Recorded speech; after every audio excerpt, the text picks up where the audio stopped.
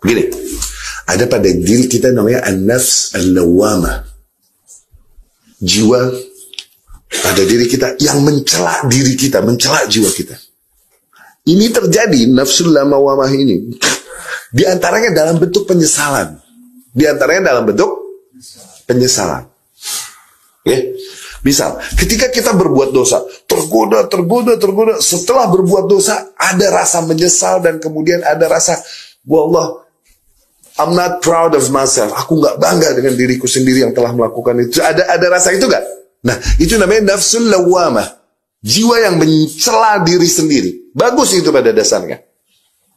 Ini diantara pertolongan Allah Subhanahu wa Ta'ala untuk memotivasi kita ke arah istighfar, taubat. Nah, astagfirullah wa atubu ilaih. Kita sesali itu. Itu. Oke? Tapi awas. Nafsul lawwamah tipis bedanya sama bisikan syaitan.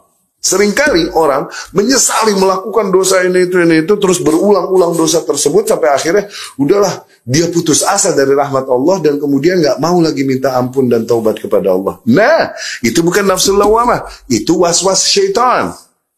Awas, nggak ada yang terlalu besar di hadapan Allah Subhanahu wa Ta'ala untuk Allah ampuni.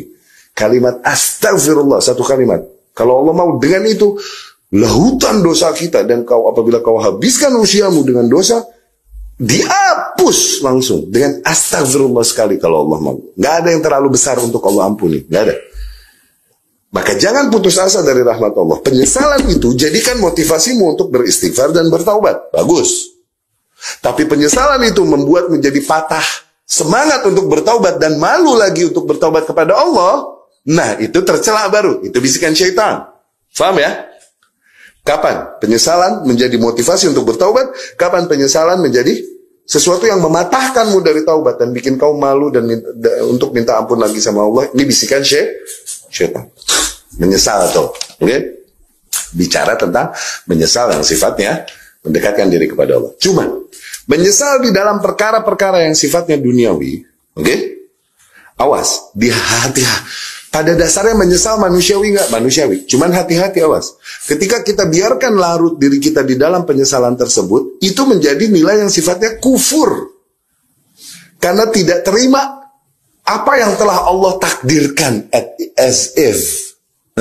Seolah-olah dia tidak menerima apa yang Allah telah takdirkan. Sehingga dia berandai-andai. Tuh, coba gue begini, tuh ini, itu. Nggak begitu, tuh ini, itu. Tuh, kan? Tuh, andai saja aku begini begitu tuh, dapat tuh gue tuh ini itu, tuh, gitu kan?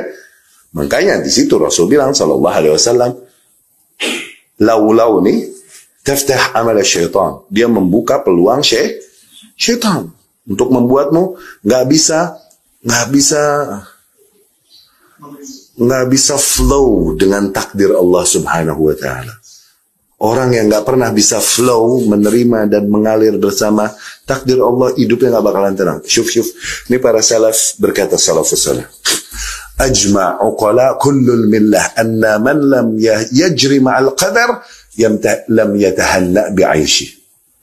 Semua orang berakal dari tiap agama, dari tiap syariat terdahulu, semuanya bersepakat bahwasanya barang siapa yang nggak bisa dia blend in, nggak bisa flow bersama qadar, bersama takdir, nggak bisa dia ngalir bersama takdir, ya ini nggak terima, nyesel, oke? Orang demikian nggak pernah dapat dia menikmati hidupnya. Lam yatahanna bi'aish.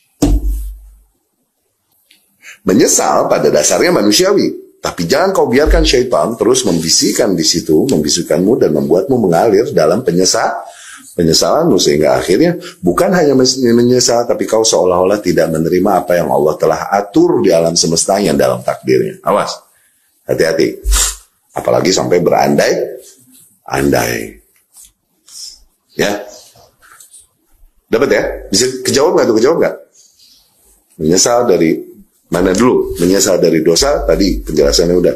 Tapi menyesal dari perkara-perkara duniawi, nikmat duniawi yang terlewat dari kita dan lain-lain karena satu dan lain hal, awas. Menyesal di situ bikin kita kufur takutnya. Kalau kita biarkanlah larut.